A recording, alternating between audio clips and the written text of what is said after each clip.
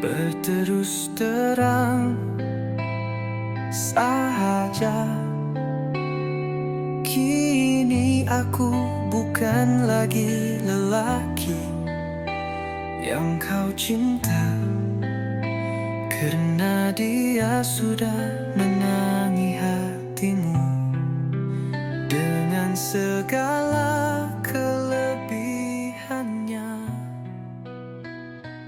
Pergilah cinta. Maaf lah, abang lambat sikit. Tanah belakang rumah Pak Ngah tu liat betul. Susah abang nak buat kerja. Itu yang jadi lambat ni. Lama Fah tunggu.